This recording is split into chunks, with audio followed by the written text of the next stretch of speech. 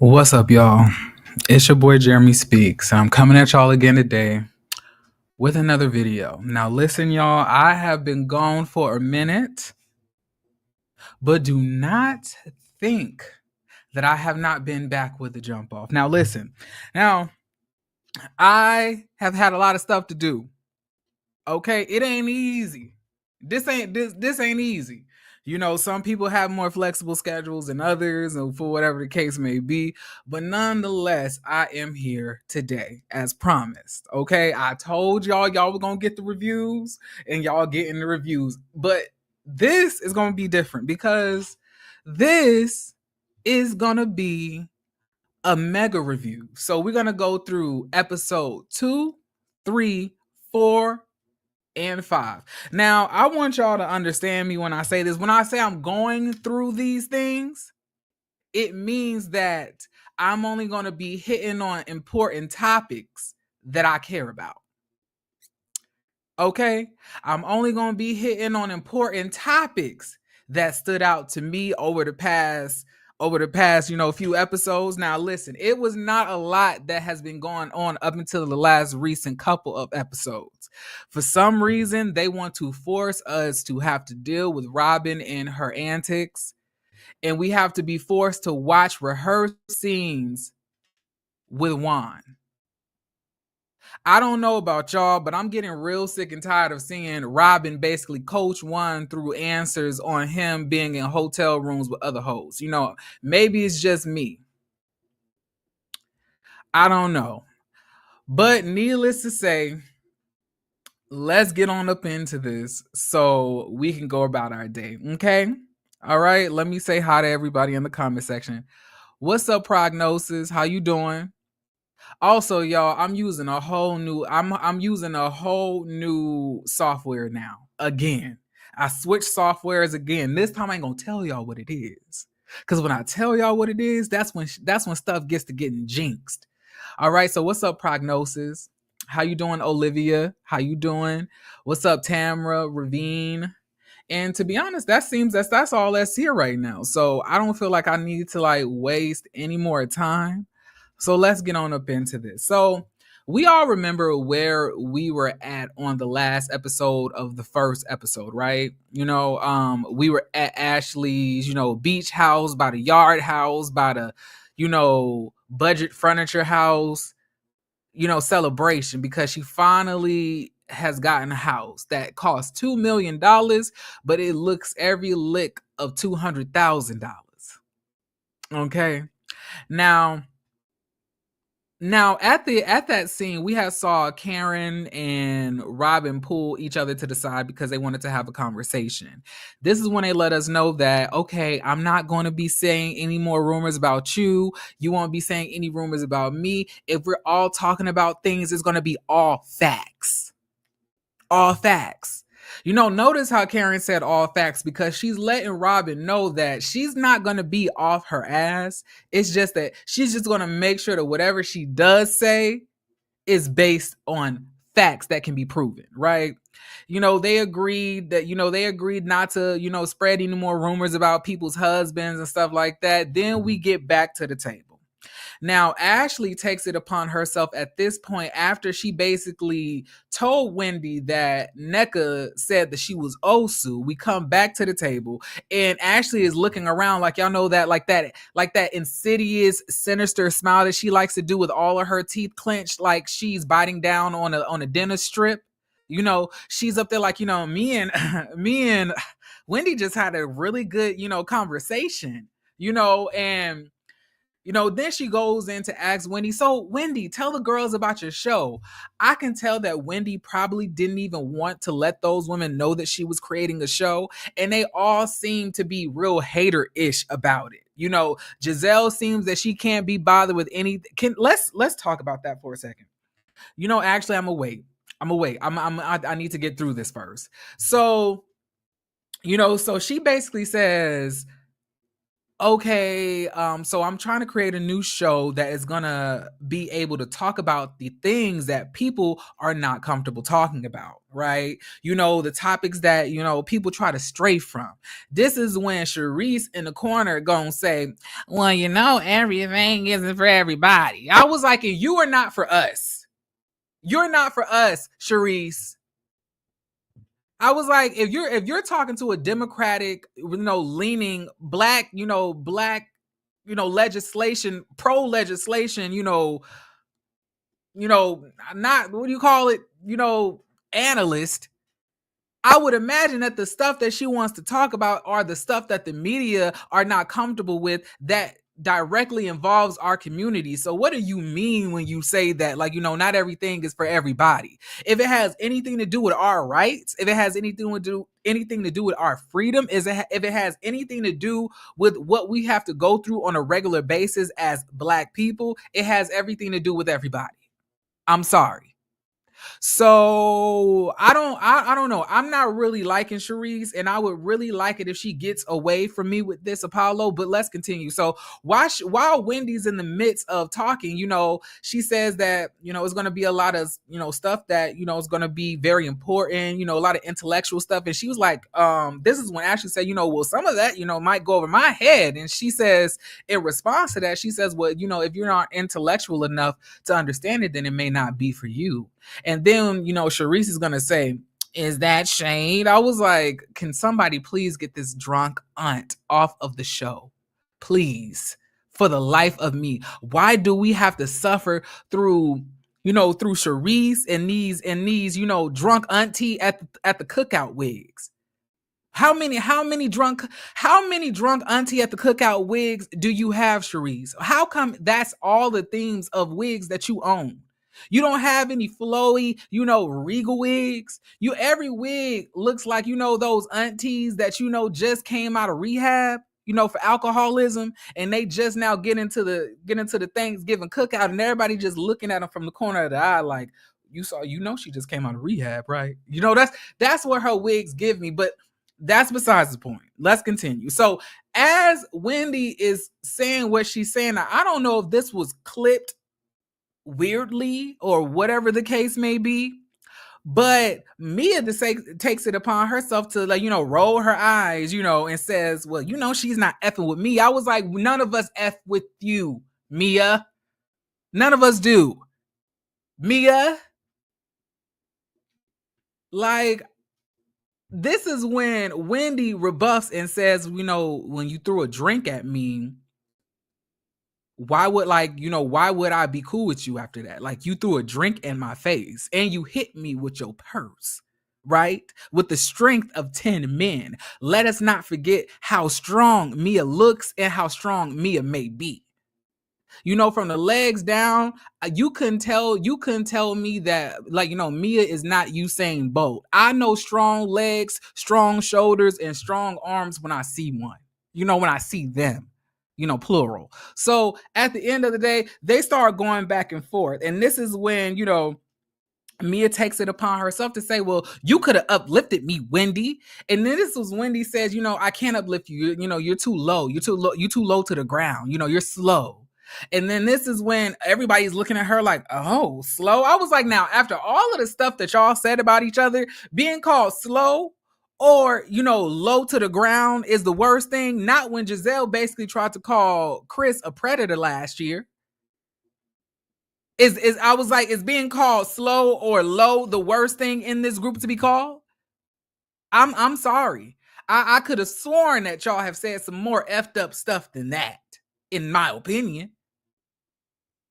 So after that, after Mia once again gets eaten up, Wendy, finishes off with her. The Karen and Robin come back to the table, and then this is when Nneka basically pulls Robin to the side and basically says, so how does it feel everybody attacking your marriage? I was like, Nneka, can you please choose another day to be a pick-me? Can you please choose another day? We all know why we attacking Robin. while we attacking Robin. And this is another thing I'm getting tired of you ladies doing when y'all come on to this show. I'm tired of y'all acting like y'all never watched this show before. You watched this show, girl. Quit acting like you don't know why everybody's all up in her business, like her and her green-eyed, long-necked friend has not been around, trying to destroy marriages since season 1. Right? So now it's her turn. When her man, or lack thereof, is around here buying hotel rooms for other women from Canada, now we want to implore as to why he paid all of that money for those hotel rooms that he was not staying in for a woman that he quote unquote really did not know. It's our right. And it's their right to ask questions, just like Giselle is able to ask questions to everybody else about their life while she gives nothing. Now let's continue. Now, Candice has a meeting, with her, I don't know if it's her manager, the songwriter. I can't really tell what position is what in Candice's team, And this is when, they're basically going over what they want the tour to look like. He gives the option like, well, hey, we need an opener, for the tour. How about Drew Sidora? Now, this is when Candice, looks blankly at the camera, then turns left to right and says, I would rather not have that. I think I can do it on my own.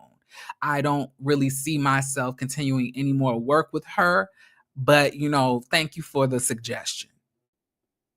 Now, I don't really know what that weird energy was from Candice towards Drew Sidora.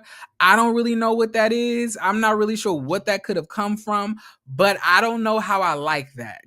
I feel like, Drew Sidora just needs a hug at this point of life. Drew Sidora needs somebody to be, supportive of her, because at the end of the day, Drew Sidora is going through a lot of mess. So I didn't like the way that made me feel. And I really was looking sideways, looking at Candice like, what was that about? But anyway, let's continue. So now we are at the next scene. Mind you, I told y'all I'm bouncing through the main points of each of the few episodes until we get to this upcoming episode where I'm going to just go in full detail about it, because that's going to be the latest. But we got to move through season 2, episode 2, 3, and 4 to get to 5. Okay, so let's move on. So now we are at the next scene. So we see, basically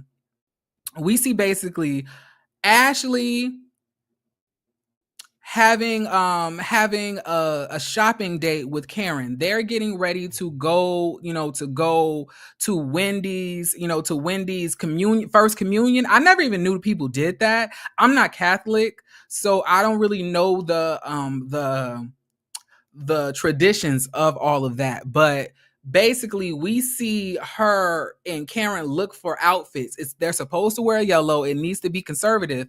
And Ashley's acting like she don't know what she needs to be wearing. Now, Ashley, I know you just got a new set of titties. I know you did.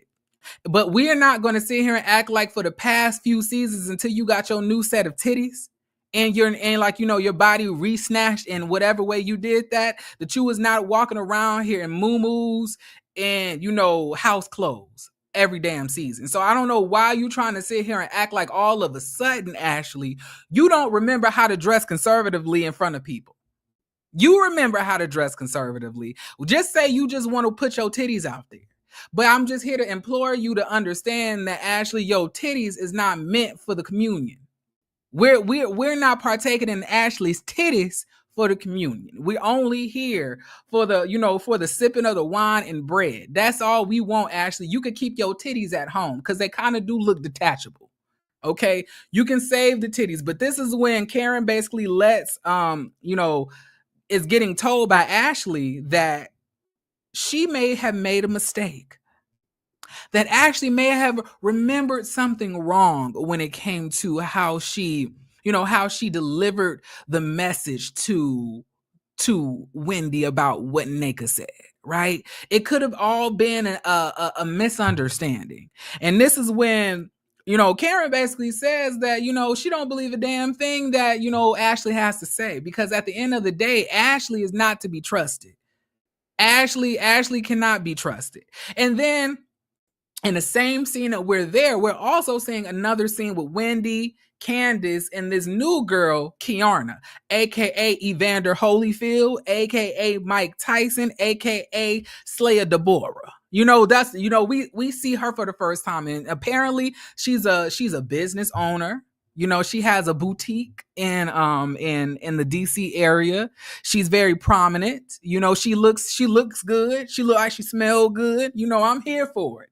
If you align with Team Wendy and Team Candice and I might have to pause on Team Karen because Karen like to be Switzerland to the bullshit. So at the end of the day, as long as you're with Wendy and Candice, I can really mess with it. And she did come across as a cool chick. When you're coming into these type of shows, it's a certain way that you have to do it. You have to basically not come in super hot, but also try to make a statement and let people know that you're there. You don't come in doing the most like Mia and Nneka has done. You don't do that. You come in, evaluate the dynamics, and then insert yourself where you fit best, and then wait for the moment for you, because you being there, drama is gonna naturally happen. So. But yeah, I really did appreciate that. And this is when Wendy basically lets Candice knows what basically Ashley told her. Now, she said that Ashley told me that Nneka was calling me Sue. Ashley was out here telling me this, telling me that about her. And this is when Candice is looking at Wendy like, now I know you a professor. You work at Johns Hopkins University, 4 degrees. Now, why on earth, based on this big-headed gremlin's actions so far on this show, would you believe a damn word that she has to say? She literally brought the woman who falsely accused your husband of smiling at her and doing all of this other stuff to the party where you were at, but this is the one you want to trust, Wendy? A part of me thinks that, Wendy is very intelligent, but I question her common sense. I question it. And then a part of me believes that Wendy only acts this dumb to come across, naive. So I don't know. I truthfully do not know, because when Wendy and Ashley had the conversation, Wendy was pouring in all of this life, all of this love into Ashley. Meanwhile, Ashley is just here to kill, steal, and destroy. Ashley is not here to make anything good. She ain't here for the kids. Ashley don't care about none of them comments, sis. At the end of the day, I was trying to figure out, were you trying to kind of minimize the push on what you knew that she was going to tell you, or try to make her look bad by giving her all of these compliments, and then she just coming to you with mess? I don't really know Wendy's thought process on this show. It's kind of hard for me to gauge it. So Candice is in the confessional and she says, Ashley is a mess. Ashley is messy. Ashley does not tell people things from the place of genuinely trying to let them know. She's coming from the place of messy ass hoe. And I cannot do anything but agree. But you want to sit here and call Wendy out for, believing Ashley, but you're the same one who constantly tries to reestablish a friendship and extend olive branches to Ashley. So if you ask me, both of you ladies are in the same boat of stupidity. Okay. I don't know if maybe y'all haven't came across big-headed gremlins with rock hard titties. Shout out to Goonicorn, because I got that from him. He said actually titties look like rocks. They kind of do though. Y'all, eventually I'm gonna get Goonicorn up here to so we can review together. I love his channel. So anyway, like I was saying, and also much shout out to Goonicorn. I love a thorough West Coast bitch like myself. Us West Coast people, we like unicorns. See, now I see why his name is Goonicorn. Ain't that crazy? I just put that together. People from the West Coast, we're a different breed. But anyway, let's continue. So they chop it up. Basically, Candice says that Wendy shouldn't believe a word that Ashley told her, and I do agree.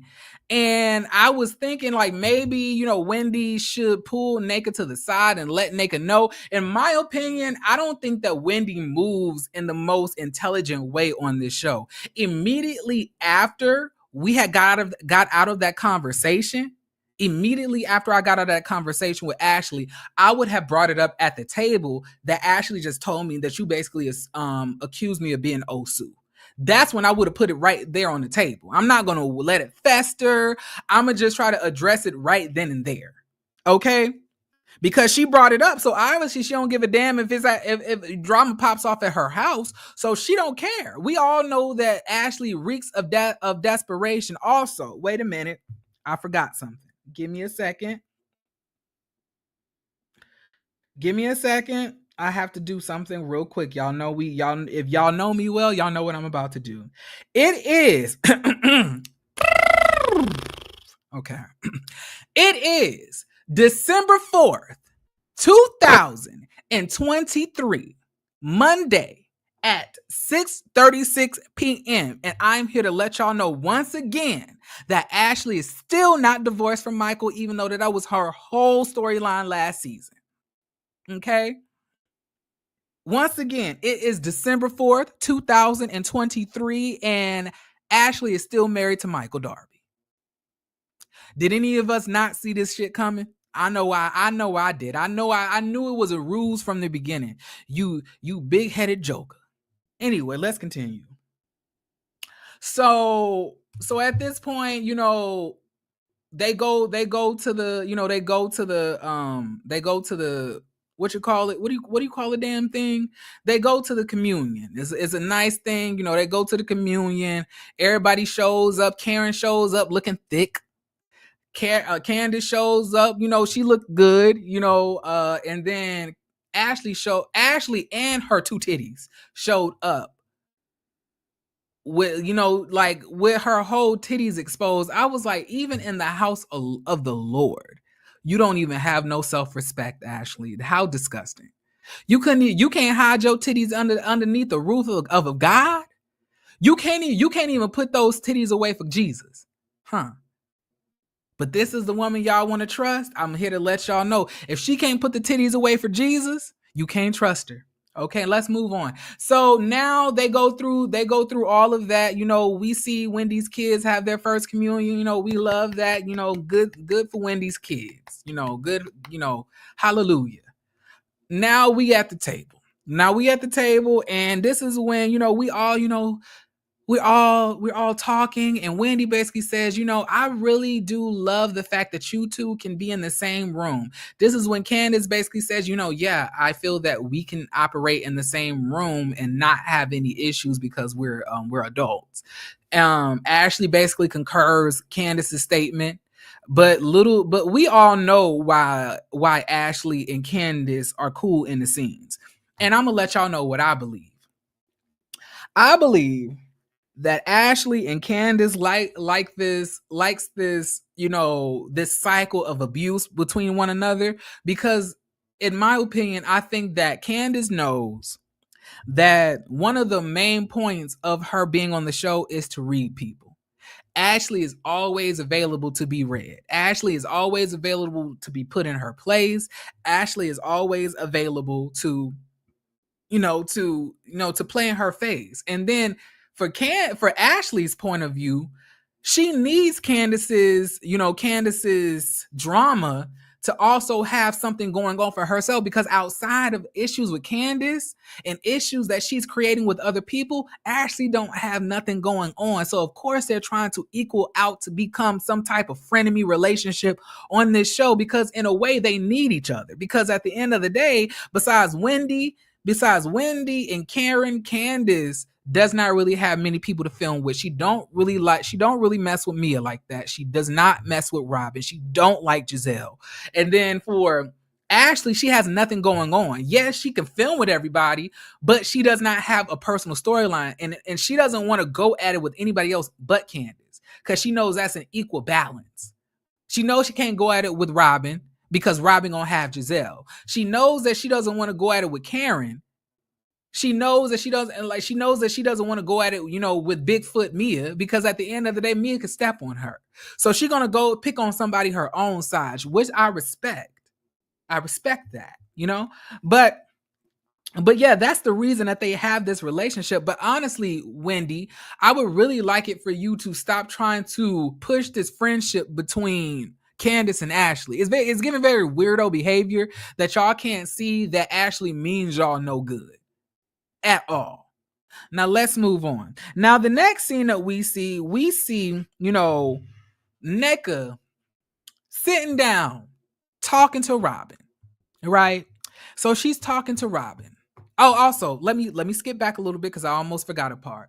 When this is when Ashley basically lets us know that that she lied, that she made a mistakenly, displayed what Nneka said in the wrong manner. Wendy is like, "Oh my God, but you said this and you said that." Wendy, you know damn well she was lying from the beginning. You cannot. Why do you trust Ashley? Why? Why? Why is that? Why does she trust Lemonhead? Why? Well, I don't get it.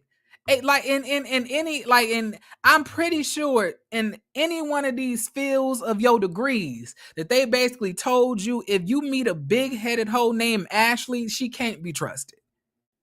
I remember I learned that in economics. It was in chapter 4. Next to inflation. They was like, if you come across a big-headed hoe named Ashley, never trust her. So how did I get taught that, but you didn't, Wendy? And you had 4 different degrees. At some point, they had to teach you about these trifling hoes who may be named Ashley. Y'all got to do better. Y'all got to do better. You got to do better. But now let's continue. But now we're at a scene with Robin, right? Robin and Nneka are sitting at a lunch. And this is when Nneka basically lets Robin know that Wendy's mom called her and put a curse on her and basically said that she was submitting her name into a shrine. Now, wait, let's pause because I know what a lot of y'all are thinking. Y'all are thinking, well, Robin is going through so much this season. She doesn't want to do anything to anybody. All Robin wants to do is mind her business and be married to the man that constantly embarrasses and cheats on her in peace. But no. Because you want to know something, misery likes company. So you would think that Robin would not even want no parts of this conversation, but Robin is eating this up. She was like, ooh, oh, girl, maybe that's why I'm going through what I'm going through. No, Wendy's mama didn't curse you. Juan cursed you. Juan is your curse. And the reason that you're cursed with him is because you're too insecure and lazy to go about and find another man. You rather be with somebody who does not honor you, does not care about you, does not gas you, does not give any type of warmth to you, and somebody who honestly has a vendetta against you ever since you got rid of his money. That's let's be real. It ain't got nothing to do with Wendy mama. It got everything to do with Juan. Juan is the one putting curses on you. Juan is the one that's publicly embarrassing you. Juan is the one who's doing all of this. But Nneka, you know what? I didn't even want to do this. I really didn't. You know something, Nneka? I really wanted to give you a chance because you are a dark-skinned African queen. But the fact that you're sitting here with these light-skinned to clear biracial ladies and sitting here accusing a woman of being in a family of witchcraft when you already had a conversation about being Osu with Ashley, you should have already shut that down then and there. If that was such a serious accusation and comment, the last thing that you should have done was entertain that to somebody who has no knowledge of your damn culture.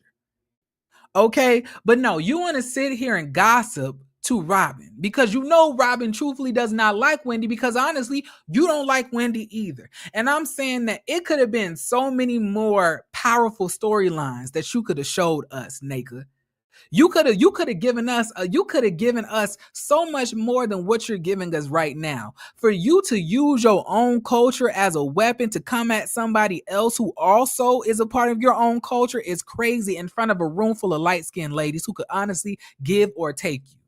Now, I would have loved to see you, like, your pregnancy journey. I would have loved to see the relationship dynamic between you and your husband. I would have loved to see your family life. You balancing being a wife, a lawyer, trying to be a mom, all of those things. Shit, I would have been even okay with you going to Sephora or Mac and finally finding the right foundation shade for you that can match your neck. I would have been okay with that.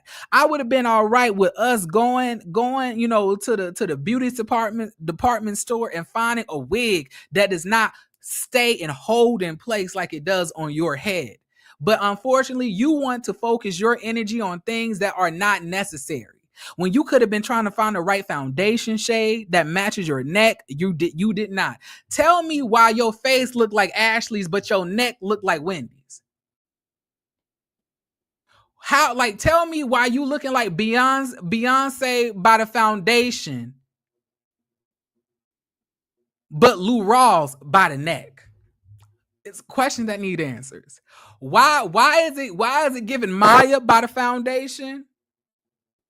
Why is it giving Maya by the foundation, but Petey Pablo by the neck? It has to match the neck, Nneka. It has to match the neck, Nneka. You had to match your face to your neck. And I don't know, but is it me, or whenever Nneka moves her head, that wig don't move. Now I don't know if you put a whole bottle of hairspray in that hole. I don't know if it's synthetic. I don't know what it is, but Nneka's wig is just tense. If that's the best word to describe it, is tense. But yes, you want to sit here and talk about this with Robin when you easily could have called Wendy your damn self and also sat down with her as a Nigerian to Nigerian and also get into the crux of it all. But you decided not to do that. You obviously want to issue with Wendy, right? Now let's continue. Now, Karen has let all of these ladies know that she's inviting all of them to a pickleball event. Our HOP jumped from colorism to xenophobia. I agree, y'all. It really has. And it's real sad. And I will stand by this until I can't stand by it no more. Eric, I can't remember his last name. Eric Fuller. I think it's Eric Fuller. Eric Fuller is single-handedly destroying all of the Black Housewives franchises one season at a time.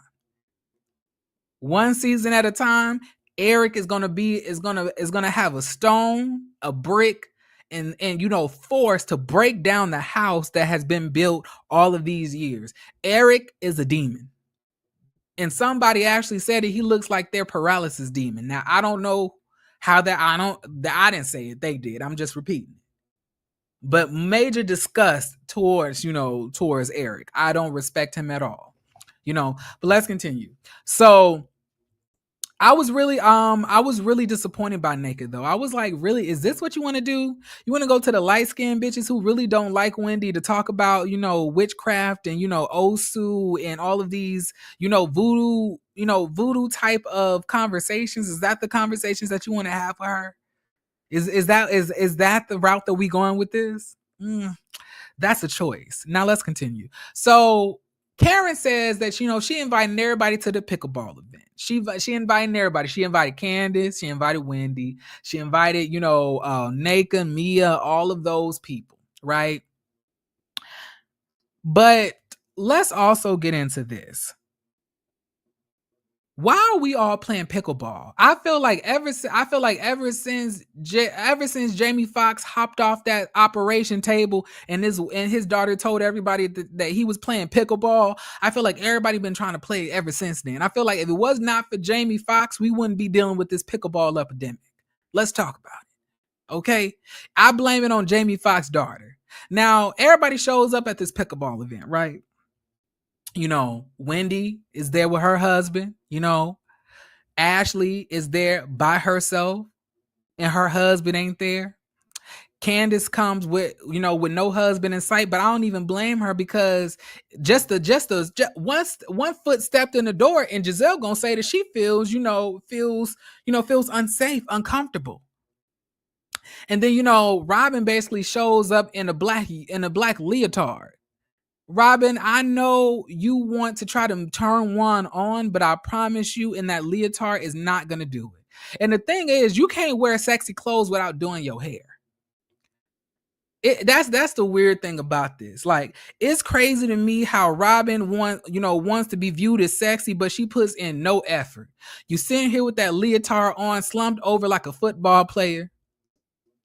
Your hair looking like you just rolled around in the dirt, trying to catch a fumble. And you just like looking over your shoulder, just like hoping that one catches a glance at your back. Not your ass, but your back. And just like Karen said, Juan doesn't want it, and neither do we. We would like you to return that outfit to sender. It was no reason that you should have had it. Now, Karen says that this is her event. She's going to be able to invite everybody, and make the rules as she sees fit. So she puts Candice with Giselle and Robin and Nneka. And then she was on a team with Wendy, Ashley, and Mia, I believe. Now they all play their little fun games and stuff like that. What's up, friend? How you doing? Friend? Y'all, shout out to Chef Don Don. Shout out to Chef Don Don. He is such an amazing person, y'all. Shout out to him. Y'all know Jeremy loves Chef Don Don. If there's no chef that Jeremy loves, it's going to be Don Don. Okay? Now let's continue. So we all sit at the table now. Ashley basically lets us know that, well, first, let me not skip ahead. Karen starts off the conversation by letting everybody know, at the end of the day, not all of us are on good footing, but at the end of the day that Robin ended up coming here and we're not on good ground as of right now. This is when Juan takes it upon himself to get up and walk away, talking about that he's not going to listen to this. And I was like, you know what, Juan? You have so many reasons to listen to this. You have so many reasons that you need to be in these scenes contributing to what's happening, because last time I checked, you don't have a job. Last time I checked, you are trifling. And last time I checked, your wife is already hanging on by a thread on the show by herself. Honestly. And the only reason I feel like Robin is still on this show is because of Giselle. I feel like Giselle is fighting arm and leg in the back scenes to try to get Robin to stay on this show. But at the end of the day, they give no effort. No effort. The fact that you feel that you're so entitled that you don't have to explain yourself, but you and your family can reap the benefits of reality television is real weird to me, Juan. You embarrassing her in public, so why don't you want to acknowledge it in public? It ain't like you was trying to hide. You doing this stuff in public. So why not address it in public? I don't understand. I don't understand it. But this is when, Robin is basically like, why are we talking about me? Why are we talking about me? Why are we talking about me? I was like, Robin, you're lucky that anybody's talking about you, sweetie. You're lucky that you're even a topic of discussion, honey. You're lucky that you're even on this season, truth be told, because there have been women that are way more entertaining, have contributed way more to their respective shows that have been released once they hid a big truth of their personal life. You shouldn't even be here. So you should be happy that you're here. But you want to know what? All Robin and Juan has to tell us is that they don't give a F. Right? But somehow through all of them not giving an F, not explaining anything, lying and playing in our face, they still are able to cop a check. Isn't that crazy? And you want to know who we should blame it on? Eric Fuller. Eric Fuller. I don't care what nobody. It's Eric's fault. It's Eric's fault. It's all Eric. Eric. I blame it on you, Eric. So let's continue now. Though, like, the men leave, the women sit at the table. Ashley basically starts it off like this. All right, y'all. I basically let Wendy know that I told her the wrong thing. basically saying that that you had accused her of being, Sue Nneka. And you would expect Nneka to have some type of vitriol towards Ashley because of this lie. Mind you, this is dire in her own culture. She just accused you of accusing another Nigerian woman on nationally syndicated television of being Osu. And the only thing that you can say is, thank you, Ashley. I appreciate that. And then moves that out the way. And then Candice says, so is everything good between you two? Like, Nneka and Wendy. Nneka says, yeah, I don't know her. And this is another thing that was really pissing me the fuck off. Which one is it? Do you know this lady or do you not know this lady? Because you're saying that you don't know her, but you're saying that in the scene when you were with Robin, that Wendy was acting like she didn't know you, so you acting like you don't know her either. So which one is it? Do you know her? Do you not know her? You can't say 1 minute that you know her and then the next minute that you don't know her. And this is when Robin basically, says, yeah, I agree, I don't know you. And then Nneka takes it upon herself to say, okay, so you're copying me. So, I just said that. So yeah, I was like, so what's this energy? What's this energy here? And then she was like, yeah, I'm just saying that I don't know you. And then somehow Nneka goes into saying that, obviously you have a problem with me because your mom says that she was going to submit my name to a shrine and that you were mad that I was coming onto the show using your name. And then then Wendy is like, girl, what are you talking about? What is this? What is this conversation going? Like, I don't understand. Like, nobody ever called you. So then they show a screenshot that says I-O and then the name Susan above it. And I'm just trying to like, so you have did Wendy's mama call you? Or did Wendy's mama or her sister call, which one was, I couldn't really keep up with it. I was like, so is it the sister basically saying that she was mad that you was using Wendy's name, or is it the mama that called you personally and got your number to basically threaten to put your name in a shrine? And then this is when Wendy basically says, okay, so you're giving jealous. And then this is when, she says, jealous of what? What's there to be jealous of? And Wendy just takes it upon herself to walk around looking like a fucking idiot. I was like, Wendy, sit down. If you're gonna be a political commentator and you're gonna be a debater and you're gonna be a professor, you have to know how to navigate through conflict. That was not the moment that you needed to get up and spin around. Like, sis, sometimes you could be a little bit corny, and I really don't like that for you. I hate that for you. But anyway, she sits back down, and now they're trying to get into the specifics of it all. So Nneka says that Wendy was on a phone call basically while her mom's called Nneka and said that, she was going to submit her name to a shrine. So then Wendy is basically saying, like, I never called you. And then this was Nneka says, I never said that you called me.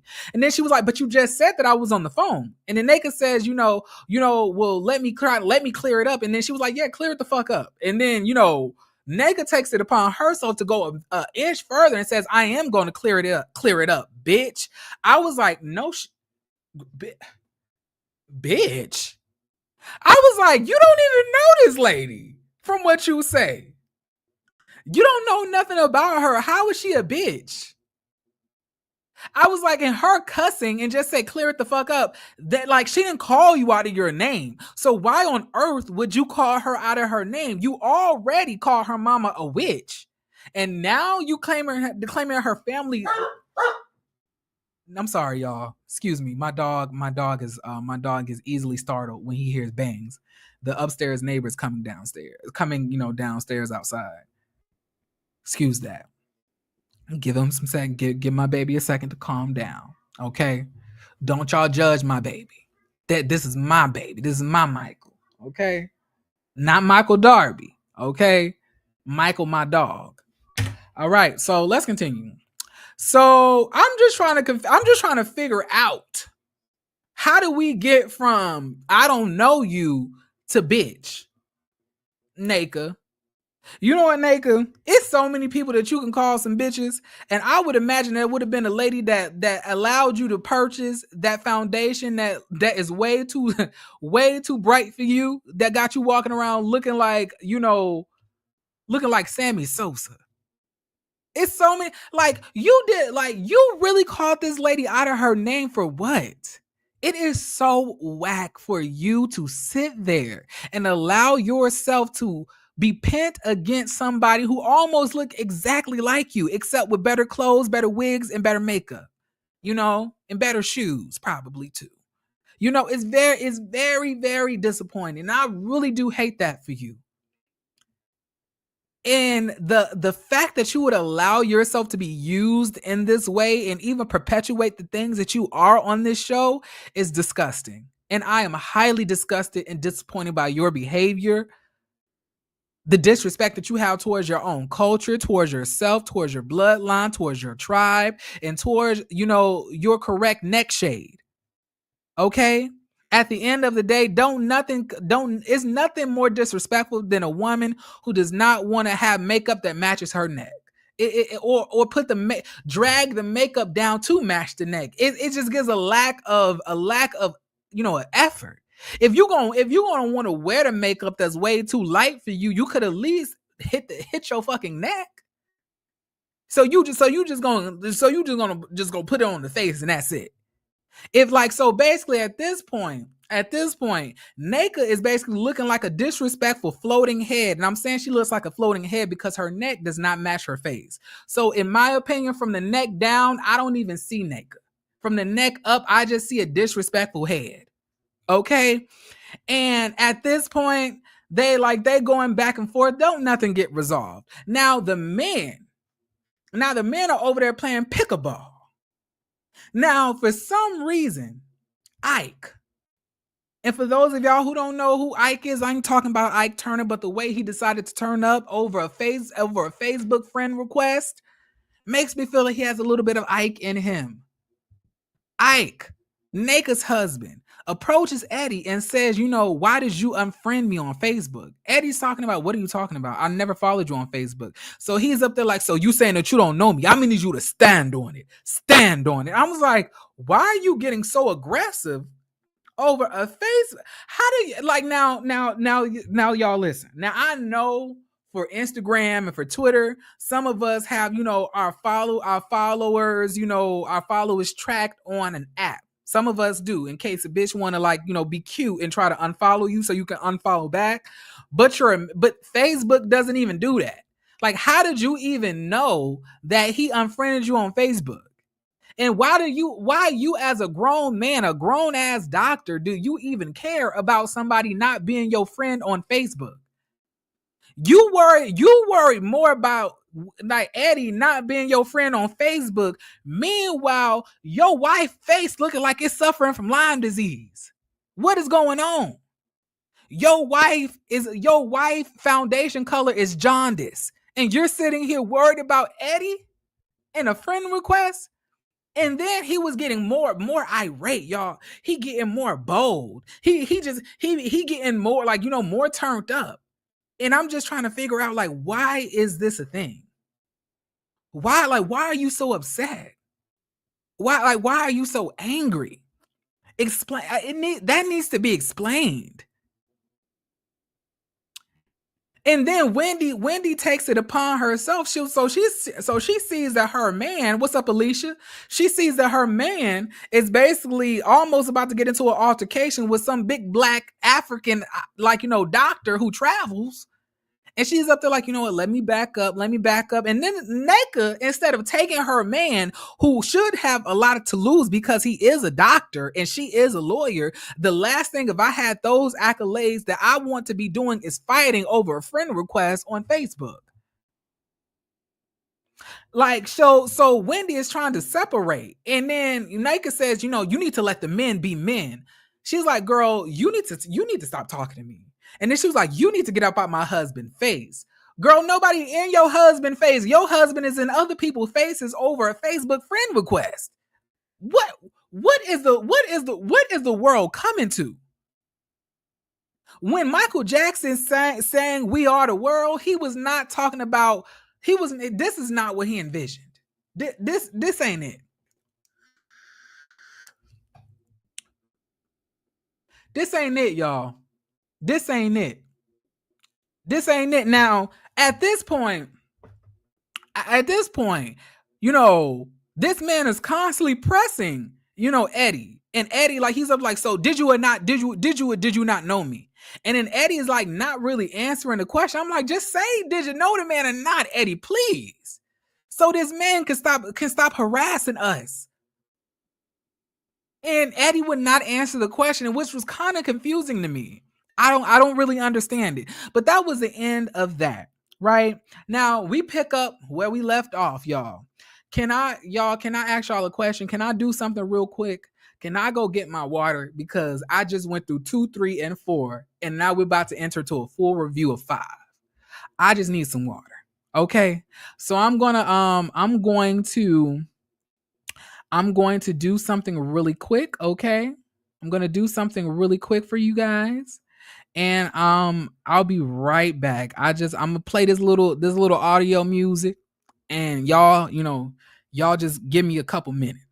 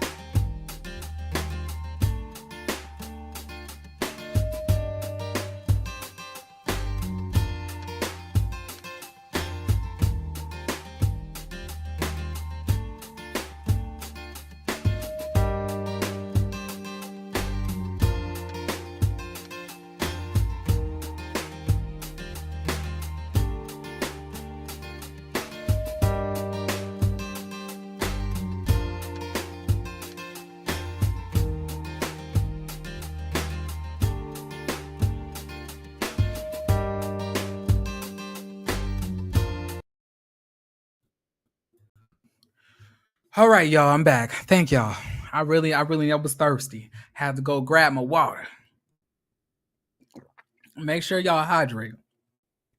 All right, now we back. Let's jump back into it. So now we're on episode 5, y'all, right?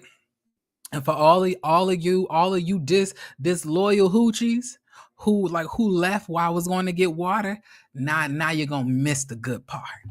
Now let's really deeply get into this, okay? So we are now at a restaurant. We see that basically Wendy and her husband are, catching up about what basically transpired at the pickleball event. Eddie's getting a drink at 12 p.m. in the afternoon because he is stressed. Ike was out here pressing him because of a Facebook friend request. So at the end of the day, what he's just trying to do is just trying to live his life. Happy Eddie does not have time for angry Ike. See, the thing is, you should take all of that anger and place that into communicating with your wife, who basically railroads you in every conversation that we've seen y'all have on this show so far, which we're going to be talking about later. Because, Nneka, if I'm not mistaken, didn't you say Eddie looked like he's trapped, that he needs to be free? Meanwhile, you got to tell your husband to shut up and be quiet? But okay. So they basically said, it's very weird how those women, how he was so angry at a friend request. And Eddie basically says that I was looking it up and me and him didn't even go to the same college at the same time. So we didn't even go to school together. And I'm very implored to know how old Ike is. Because Ike, to me, he looks a little bit older than Eddie. I wouldn't be surprised if, like, he was exiting as, Eddie was coming in. They look like they could be a good 3 to 4 years apart in age. They're not gonna sit here and call either one of them unattractive or ugly, because I believe they're both handsome guys, to be honest. But yeah, so they were confused. Now let's go into the next scene. So we're in the scene with Mia and Ashley. They're going shopping, because we have a trip coming up that Ashley is planning for us to go be doing shit that we don't really even care about, because all we know is that Ashley's just bringing us here to fight each other. Okay. So at this point, Mia walks in, they're all catching up, and Giselle pops in. Now, they ended up getting into a conversation about everything that had transpired between Wendy and Nneka, and Giselle takes it upon herself to say that, those are very serious accusations that Nneka is saying, and she does not believe that Nneka would just openly into a group that she's never been around, just lie. She doesn't believe that. So she's just going to 100% believe Nneka. I was like, is it that, or is it that you're hating on Wendy for not having a saggy neck like you, having stovepipe legs like you, having a man who literally cheated on her and allegedly impregnated as a 17-year-old? Are you mad that she's not going through the life of misery that you've been on? And you continue. It is so crazy to me that Giselle's life is so miserable. Yeah, you might have a little bit of fame. Yeah, you may have a little bit of notoriety, but you don't truthfully have the things that you really want in your life, i.e. a family, i.e. happiness, i.e. a relationship with a man who truthfully loves and adores you. All you have is Methuselah, apple bottom jeans, and oregano, your 3 daughters. So that's all you really have, and they're leaving too, because they don't want to be around you and they ready to live their own life. So you're a heaping pile of misery, and you for some reason just can't see that your life could change if you change the way that you interact with people. But you want to continuously be the villain and the victim at the same time. So I guess life is going to continue to whoop that ass like it's never have. By the time we reach season 14, Giselle's neck is going to be dragging along the ground behind her. But she don't even see it. Your neck has aged 10 years since your first season, but you can't even see what evil does to you. Okay, it's giving very weird energy. And then they're basically saying that they believe that Nneka, was telling the truth, and how Wendy didn't want her to come onto the show. Wendy mama was mad, putting hexes on her, and they believe that there's some validity to it. I'm sitting here like, Wendy, see? You see what this is here? Do you hear this? She's basically agreeing that your mama is a witch. She's basically calling your mama a witch. And you sitting here in your own scenes, showering this big-headed gremlin with compliments. I'm really not gonna make this a repeat of last season, because last season y'all had me really fighting on y'all behalf, but no more. I'm not doing it again. Y'all want to be stupid for Ashley? Y'all be my guest, but I won't be fighting on your behalf. I'll be watching her eat you up as the season goes along, while you being calling this big-headed hoe your friend. Anyway, let's continue. So this is when, Mia basically says, she's jealous. At the end of the day, she's jealous. Everybody wants to make it seem as if Wendy is jealous. What does Wendy have to be jealous about? Her and Nneka have literally the same things. They both have husbands. They're both either or doctors and or lawyers. It's nothing to be jealous. They're both Igbo. They're both Nigerian. They're damn near the same height. They damn near look alike. It's nothing to be jealous of. What is there to be jealous about? The fact that, Nneka came from money. At the end of the day, that's nice. Nobody was ever mad on this show about somebody having generational wealth except for Ashley, Giselle, and Robin. Last time I checked, y'all was the jealous hoes, mad that y'all had to open y'all legs up for a man who truthfully didn't treat y'all with respect, just to have stability in y'all foundation of finances. But Candice didn't have to do that. But somehow y'all conflate Wendy being jealous of Nneka's life. How is that? How? In what way? Wendy was just rubbing elbows with the vice president of the country. She got invited to the White House. What does she have to be jealous of? I'm confused. And I really do not like that these light-skinned hussies are really sitting in these scenes, really trying to pit these two women against each other. And I really don't like that Nneka, the disrespectful head with the neck that does not match and a wig that don't move. I'm really upset that you're doing this. Because you're allowing these women to literally talk stuff about your culture, which they don't even know. They don't know nothing about this culture. These ladies are damn near see-through. If you put them in the sun, they will have sunburn. And you're going to sit here and allow these women to literally add into issues between you and a woman that's literally the same nationality, tribe as you. And you a lawyer. I truthfully can't. I truthfully cannot. And then, Wendy's, not Wendy, but Mia is in the scene. She says, I like her. She's smart. And maybe that's why Wendy is jealous. I was like, no, Wendy's not jealous because she's smart, Mia. Everybody on this panel, with the exception of you, are intelligent. So nobody's upset about anybody's intelligence level, Mia. These girls are really unlikable, y'all. I'm not gonna lie. It's taking me a lot of energy to come up here and do these reviews because I really don't like nothing that I've seen so far. It's so disgusting. It really is. Like, and I'm saying, like, us as Black people, like, I have an intense respect for, our African brothers and sisters, because at the end of the day, that's where we all come from. We were all snatched or sold off into slavery for whatever reason that it was, But y'all were the ones who were able to hold down the culture and pass things down through generation when it was taken from us. All of the things that y'all know about, we knew about too way back when, but it was beaten, taken, stolen, and remixed and taken away from us. A lot of us don't know our history. A lot of us don't know our bloodlines. A lot of us don't know any of those things. And y'all know these things. Y'all, it's a whole new level of respect, of self-respect that you should have when you know your bloodline, when you know where you come from, when you know what your history is. And for you to allow these women to allow you to trample on your own culture is insane. I truthfully cannot. But let's continue. So now we're at the we at the, what you call it, the OBGYN. Nneka is trying to see if these eggs are hitting on something, right? Nneka is trying to figure out why she's not conceiving.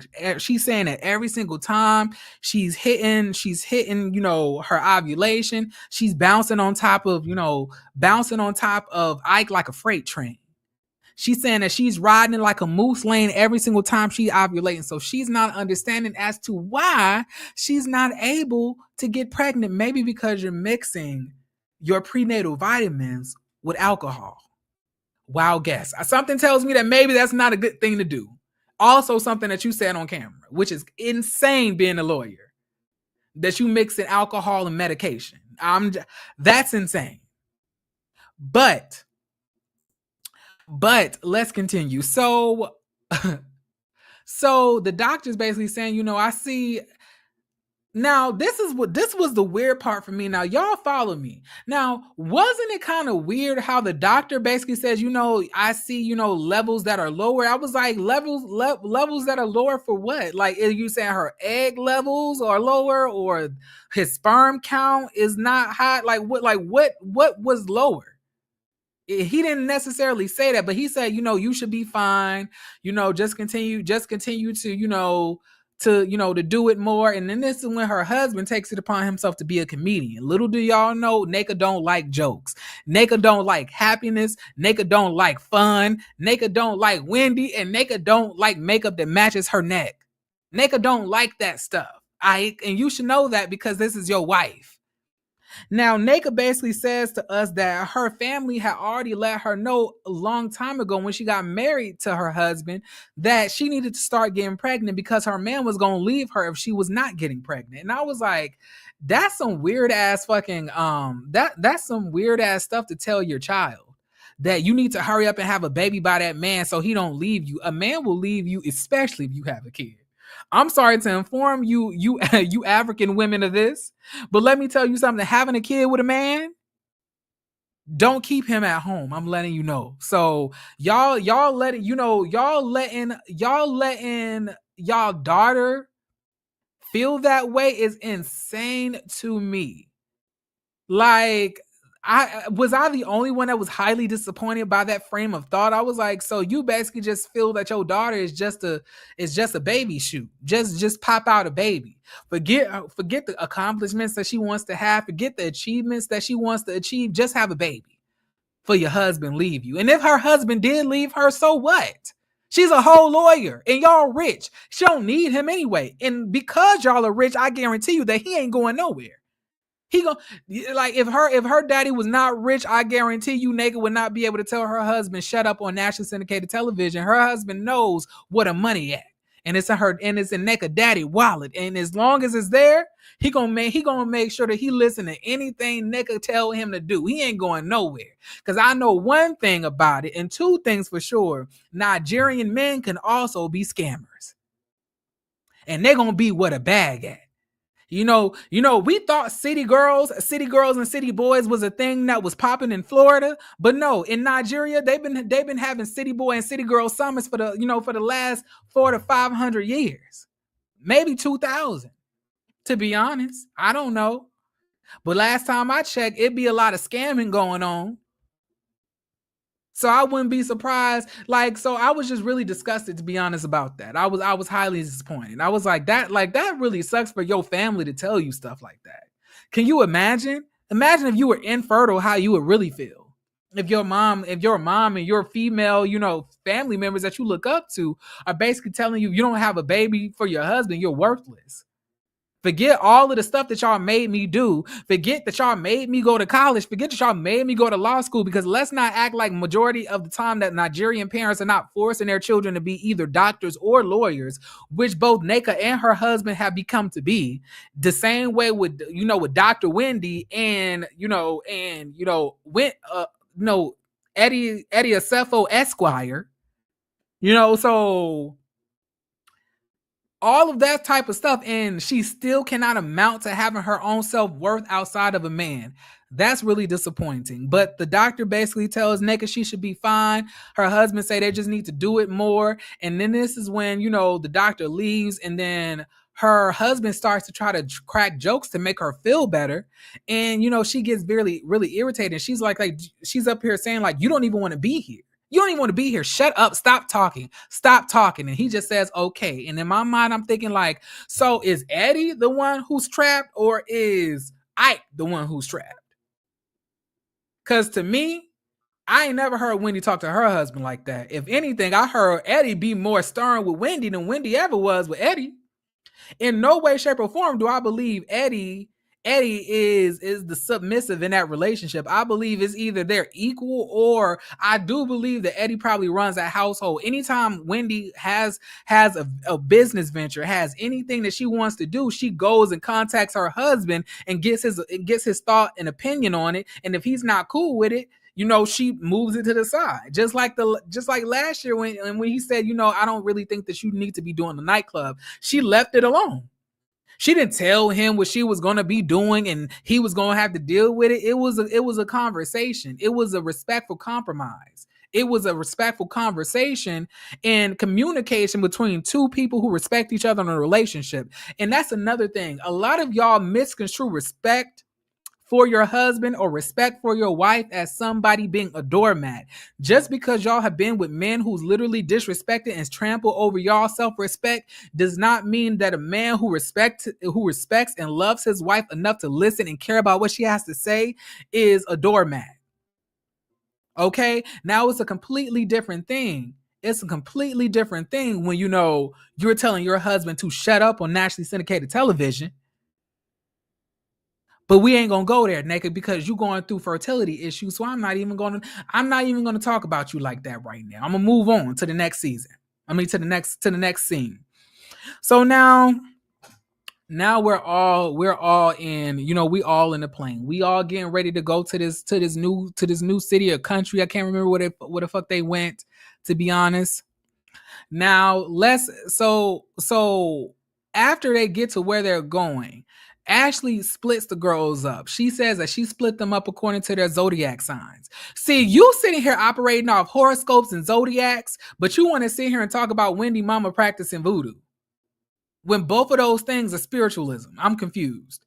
Y'all are dumb. Anyway, so she puts Wendy and I believe Nneka together. She puts Robin and Candice together, and then Robin says, "Ashley, I thought we were friends. Why would you put me on here with Candice?" It is so crazy to me. It is so crazy to me, y'all, how much audacity Robin really has on this show. For you to not give anything, for you to not offer any type of pizzazz to this show, for you to just be dry, not care, lazy, and just whack as you are, for you to have any type of requests or demands, you need to be happy once again, Robin, that you're here. Because you really could be at home not taking baths like Juan said that you was during the whole quarantine. Because we truthfully do not want you here. We don't. So you need to be lucky that you're even on a bus or a van headed to where the cast is, because you shouldn't even be a part of this cast. Robin, so Candice is in the confessional saying, it gets very awkward dealing, with Robin, because I really don't know how to handle this. I was like, Candice, this is the weirdest thing for me. You should know exactly how to handle Robin. You got on social media, you called her a fraud, you said all of these things, and I agree with you. I agree that she's a fraud. I agree that she's a liar, and I agree that she also did not want to talk about her life. So she was completely fine with putting your life and your marriage at stake for her own safety. But stand 10 toes down on the things that you're saying. Why do you want to be friends with a woman who you already know had a part in trying to tear your marriage apart and accuse your husband of something so heinous that he could possibly lose everything that he may or may not have worked for? Because I don't really know what Chris has worked for in his life. Chris don't look like he liked to work, to be honest. Now let's continue. We see Giselle in the car, with Karen and Ashley, and she's basically asking, Ashley, well, not Ashley, she's asking Karen. She's saying, like, how do you feel about Robin? She says, I like Robin. She said, do you love Robin? She says, no, I like Robin. I ain't gonna lie to you. I want Robin to win. And then Giselle says, well, you should tell her that. And then Karen said no. Then Karen goes into some type of metaphorical bull stuff about a pie, and part of the pie being in the freezer, and then part of the pie is leaving the freezer and getting taken out. I'm like, I don't understand this analogy. I don't understand. I don't understand this. What are we watching? I like Karen too, but like, I don't like the Karen-ism sometimes, y'all. It could be a little bit annoying because I really don't be knowing what she's talking about. So let's continue. So now we get to our destination, and y'all, I'm skipping ahead. So we all sitting down. Karen basically brings up the issue between Giselle and Candice. She says that, you're not very talkative, when Candice comes into the room. And, that's something that we really need to start facing. And Candice basically says it's not anything that we really need to face. At the end of the day, she feels that when she does not talk to me and she does not acknowledge my presence, she feels that I'm going to disappear, but my black ass is still sitting here. And I'm saying, you're saying this about Giselle, and Robin is literally doing the same thing. And you're sitting here in the van talking about you don't know what y'all relationship is at, and you don't know. She don't like you. Candice, Robin does not like you. Giselle don't like you. Ashley does not like you. What's not clicking here? What's not clicking here? Huh? What is not connecting? I'm not understanding. Robin is literally doing the same things. I'm not gonna get myself upset. Like I said, let's continue. So, Giselle says that, she never said that. I was like, Giselle, notice how you didn't deny that that's what you were trying to do. Like you weren't trying to ice her out. You didn't deny it, but you just said, that's not what I said. You don't have to say things for us to see the reasoning and the the motives behind the actions. Goofy. At the end of the day, we could tell that that's what you're trying to do. You want to push her out of the show. And this is my issue with you, Giselle. It is really disgusting for you to feel that you can lie on people, that you can start mess with people, and then when they come back at you, you can claim victimhood and then try to ignore and isolate them out of the show. So you telling me that you get to start whatever you want to start with anybody. You get to say whatever you want to say about everybody, but let somebody say one thing about you that you don't like, you trying to ice them out. How does that work? And how is that good for the show? Giselle is literally holding this. Giselle and Robin and Ashley are literally holding the show back. Why is she allowed to start shit, not address conflict, and then ignore people for seasons upon end because she mad that she got ate up? Why is she allowed to do that? Why does she feel that she has the space to do that? Why does she feel that she has the power to do that? And you want to know why? It's because of Eric and it's because of Andy. Giselle, you cannot sit here and start shit with people and then tell them how angry to get. You cannot sit here and claim false allegations on somebody's husband, then get mad when they come at you. And then, y'all, she had the nerve. She had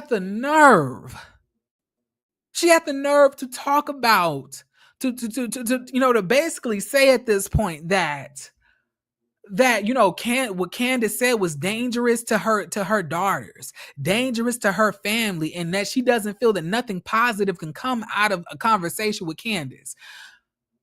Giselle, what you said was dangerous to to her stepchildren. What you said was dangerous towards her family, and then y'all, she lied again and doubled down on it. So she says that Chris made her.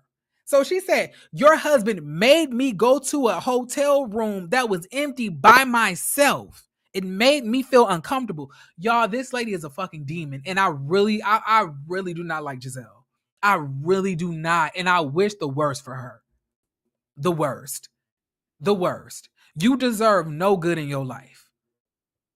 Giselle is the epitome of a disgusting, nasty, disgusting individual. And for you to use your kids as a crutch, as for you to be able to justify your bullshit that you be doing when you just lie on people's families and husbands, you are the worst.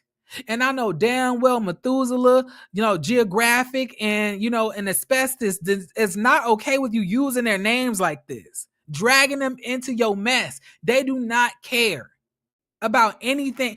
Candice has never once disrespected Giselle's kids. Candice has never once made Giselle's kids feel any type of way. Candice has never once disrespected Giselle's children. Giselle is evil. Giselle is vindictive. Giselle has a saggy neck. Giselle has no class, and Giselle is unhappy. And Giselle has bags underneath her eyes the size of a duffel bag, Coach bags. Imagine doing all of this ish as your daddy was dying. Is her daddy dying? Did Giselle dad die? Has Giselle father passed away?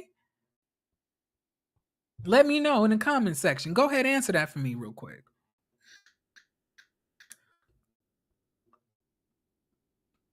And riddle me that. Riddle me that, y'all. Go ahead and answer for me.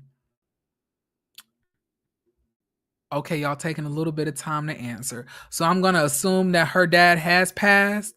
I was gonna ask us, are we not gonna bring up the fact that her dad basically called Shirley Chisholm, a ugly black bitch, allegedly. Are we not gonna talk about that? The fact that her daddy obviously was colorist when her daddy had to run against Shirley Chisholm? No fashion sense either. None at all. None at all. He died in July. Well, sorry to hear that. Yeah, I'm sorry to hear that. When she said he made her go into the bedroom and close the door, when she said he made her go in the bedroom and close the door, I'm like, pull this bitch from the show. How horrible to lie on somebody like that when it's real. And they continue to, and they're letting her continue to do that. They're letting her continue to do that. They're letting her. She can only go as far as they allow her to. You just can't say anything you want to on reality television, and that's going to be okay. I find it very interesting the way Giselle is reacting about this shrine and voodoo, with her being from Louisiana and voodoo being a part of the culture down there. She should know better. The type of voodoo that they're talking about, and the type of voodoo that that Nneka and them and those they're discussing are two different types of religions and beliefs. Papa Legba and hate, like a lot of the beliefs and practices arrive from Haitian, from what I have looked up, from Haitian and beliefs, Papa Legba, all of those type of things. Those are different from the deities necessarily that they're talking about in reference to Wendy's mom. It's not the same. He called her the black mammy of the Democratic Party. Did he? The black mammy, that's what he called her. That's what he called her, and that's exactly what his daughter turned out to be.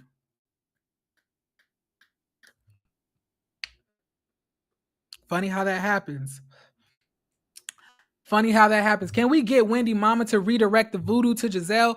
Can we not accuse Wendy's mom of like, doing voodoo even playfully? I don't like those false accusations on people with no proof. And then then Candice, so not Candice, so Karen basically says, and you were really quiet at the pickleball event. She says, because the topic of voodoo is, just made me really uncomfortable. It made me very uncomfortable. And then this basically springboarded the conversation between Nneka and Wendy. Mind y'all, Nneka is in the confessionals doing damage control because Michael, can you please get down, buddy? Get down. Get down. Thank you. All right. So, Nneka's in the confessionals talking about that she's gonna operate from a place of kindness with Wendy. She's gonna continue to treat Wendy with respect. I was like, not you talking about you're gonna operate from a place of kindness and respect when you called her a bitch, and then you're in the same confessionals talking about, I would have called Wendy. I would have given Wendy a private one-on-one conversation. I wish I would have done that. But, when you're talking about shrines, and that is so serious and dangerous in our culture, that it just made me emotional. And me being the truthful person that I am, I had to talk about it when it happened. Nneka, Nneka, neck, what you're saying does not even make sense, because if this shit had happened 2 weeks before you had even seen Wendy at Ashley's housewarming, you had ample opportunity to talk about it then and there. You had ample opportunity to talk about it when y'all exchanged numbers after the event. You had been sitting, you had enough time to sit on. You did not wait until it immediately happened. You waited to blast her in front of everybody. You waited. You waited. You're a liar. You're a liar with bad wigs and foundation that does not match. Yuck. Gross. You know what? I really didn't want to do this to you, but boo.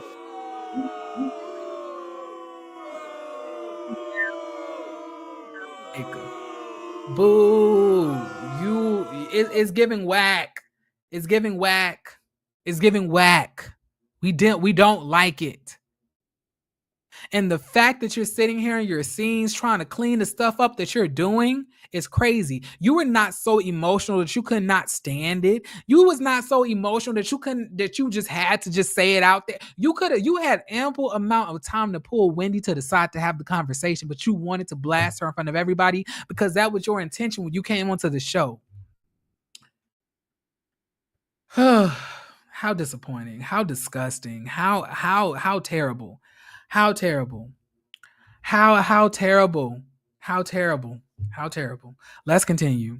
So Wendy is basically saying that, like, the issue between me and you didn't even have anything to do with you. What you're talking about, as far as like people talking about using my name, it was about Libe, not you. And then this is this, mind you, she's still trying. Like, Wendy is constantly like, girl, me and you do not have an issue. I don't have a problem with you. I don't, like, it was with your friend, with your in-law. And then she says, nice try. Nice try, Wendy. But at the end of it, I was like, what happened to you being nice? What happened to you having respect? What happened to you operating from kindness? You don't mean a damn thing that you're saying in these confessionals. You yellow face, brown necked, stiff wigged hussy. Damn it. So she says, at the end of the day, Lebe said that your mom, and mind you, she's in the confessional saying how serious this is, but in the same breath with no evidence. She don't have this lady on messages saying it. She don't have no proof. She said that she heard this from somebody. She heard this from Lebe. And that's another question. So did Wendy mom call you, or did Wendy mom call Lebe? Or did her sister tell Libe that her mom would do these things? Which one is it? Which one? Because I'm trying to figure out if we're hearing this secondhand from your in-law, then how did you have Wendy mama number saved? How? Like, and the weird thing about it is that people are really believing Nneka. That's the weird thing about it, when none of this is making sense, y'all. So then Wendy basically lets us know that the reason that it has everything to do with Libe and not her is because Libe was trying to use her name to basically get a free BBL. And then somehow we get into the whole, like, were you and Libe friends? She says that was my sister friend. So then she says, were you and Libe not friends as well? And then she says, no, that was my sister's friend. And then she says, but you invited Libe to your baby shower, and you also told Libe that you would love your daughter to grow up and be like her. How would you have that happen if that's not your friend? And everybody just sitting here gagged, even Wendy. And I'm up here like, Wendy, I'm sorry. Wendy, you goofy as hell. You had your baby shower on the show. She could have easily watched the show and just repeated what you said. That's how she knows. But I don't know. I was like, did you forget that you taped it? Anyway, it looks like Wendy is lying, but to me, like for example, Beyonce at one point said that she would love her daughter to grow up to be like Amanda Starberg, the actress. But does Beyonce know Amanda Starberg, or does she just see an example of a woman that has amazing traits that she would love her daughter to have? It could have been the same thing with Lebe or Lebe, or however you pronounce her name. She could have seen that Lebe was friends with her sister. They could have hung out a couple times, and she could have seen what Lebe has accomplished. Balancing out her African side with her Western side, and basically saying, I would love for my daughter to be able to have the balance of both Westernized culture and African culture.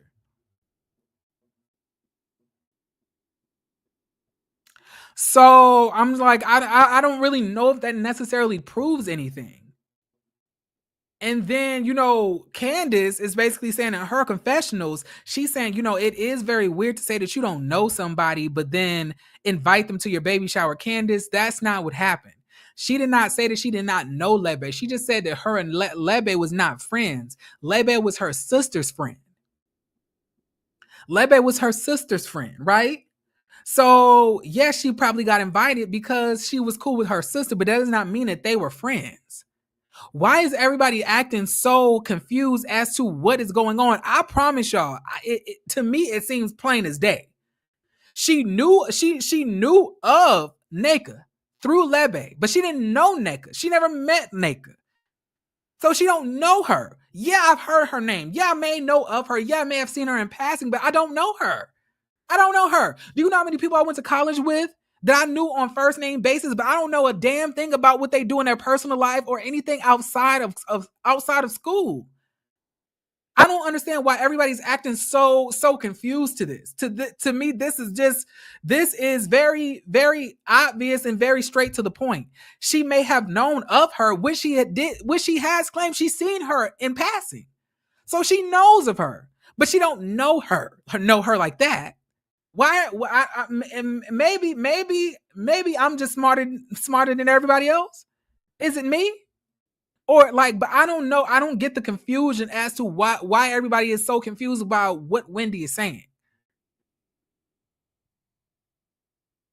Like, you literally and then and then Nneka, if Wendy did know you, and if Wendy was lying, how did how is she lying? But you were in the same scene with Ashley, acting like you didn't even know if Wendy was a whole fucking medical doctor. So you didn't know. So you thought Wendy was out here doing surgeries.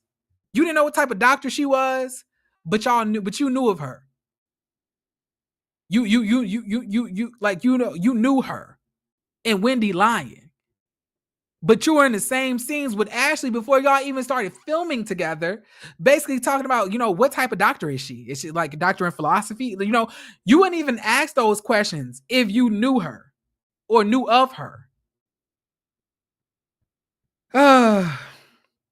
So then Winnie is basically saying, so you believe Lebe when she's basically saying that my mom is making shrines. You believe that. And Lebe is saying, yeah, I do, because she has no reason to lie. Y'all, let me show y'all something. Now I'm gonna try to figure out how to work this. I'm gonna figure out how to work this real quick. Give me a second. Actually, I think I can do it on here. I think I can do it on here. Can I? Let me see. Let me see.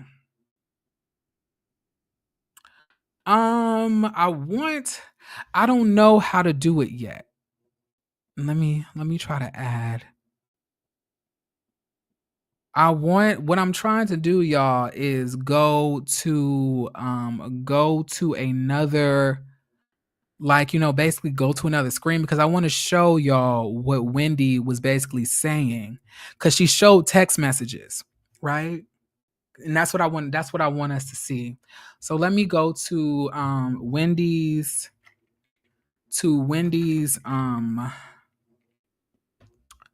Twitter, because I think that's where it's at.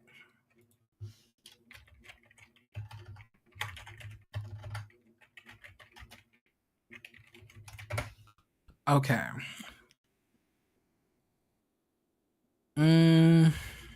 Okay. So I see here, not now. All right. Now my question is how do I get that to show up? Share. Yeah, here it is. Gotcha. Gotcha. Share screen. All right. So let's go here. Give me 1 second. I want to see how this is gonna work. So I'll show this on the stream. Let me I'm gonna have to make my screen bigger, okay? Give me 1 second, you guys.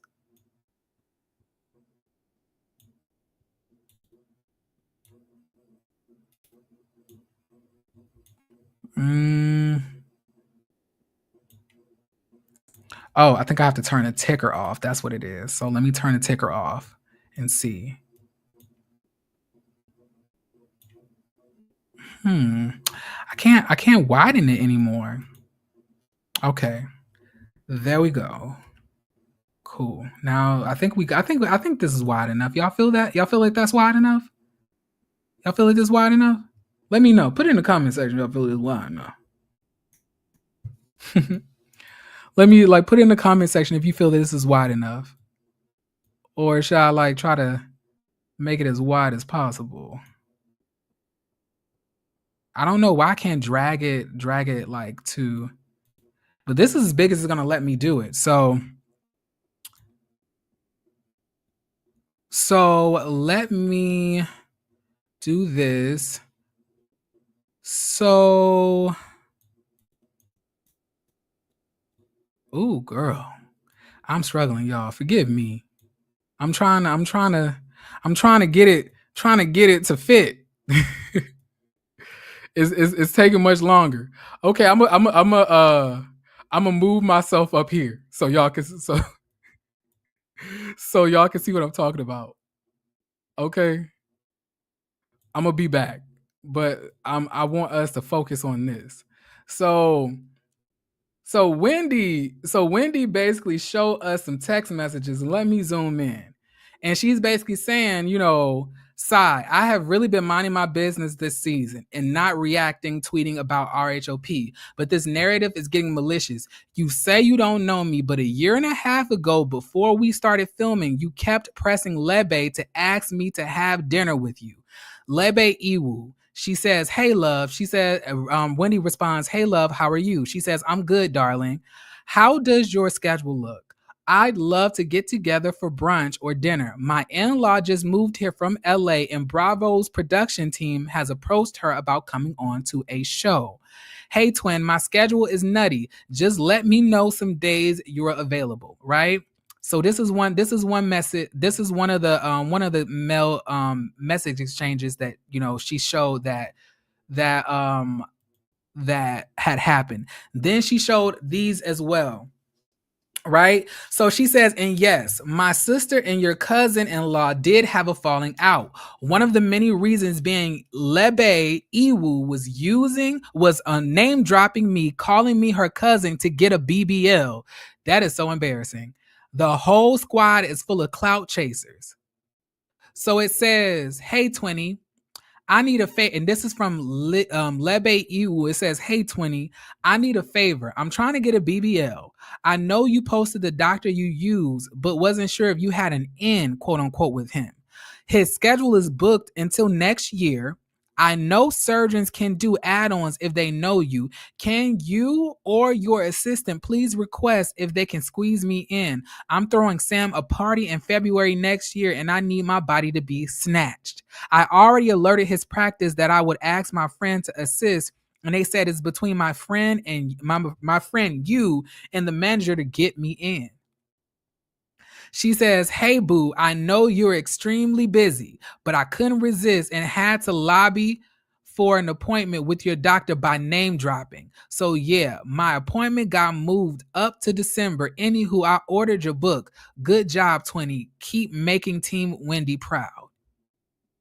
Now, honestly, I'm going to be real. I don't know how mad I would be how mad I would be at, I wouldn't really care if somebody name dropped me like that, to get their BBL. Girl, go ahead, get your surgery, I guess.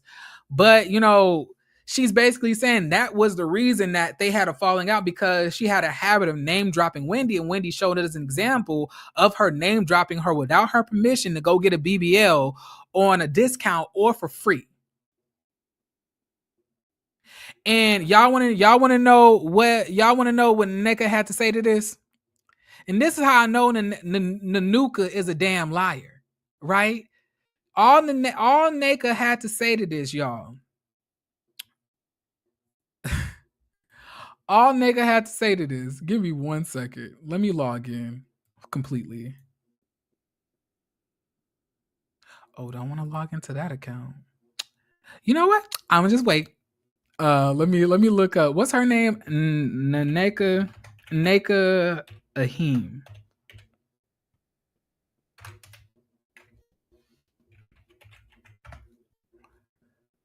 Okay, let's see.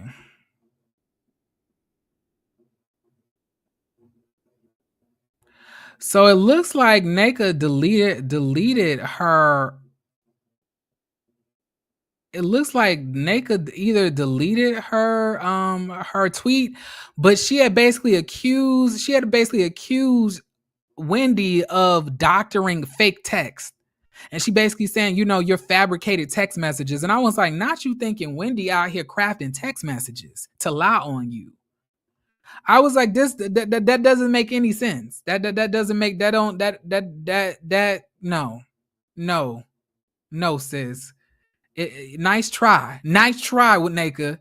But yeah, y'all, that was the end of the episode. And then, in the next episode, we see this is what I really wanted to hit real quick.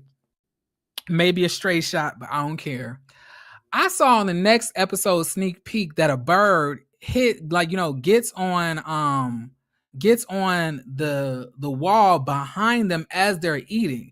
And Mia's gonna say, Wendy, is that your mama? Now I was really confused because I thought we didn't talk about moms. I thought mothers was off limits. I thought kids and mom was off limits based on what Mia was saying. But Mia has taken it upon herself to talk about Wendy mama. So I just feel that now it's all good, right? But like I'm saying now, it would have been wrong. And Wendy would have been dead wrong if she would have said, if it was a crack pipe, would that have been your mama? Now if I just see a random crack pipe on the ground, should I assume that's your mama, summoning crack pipes? But we can't do that because y'all can do whatever y'all want. And I'm tired of you letting these people talk about your mama, Wendy.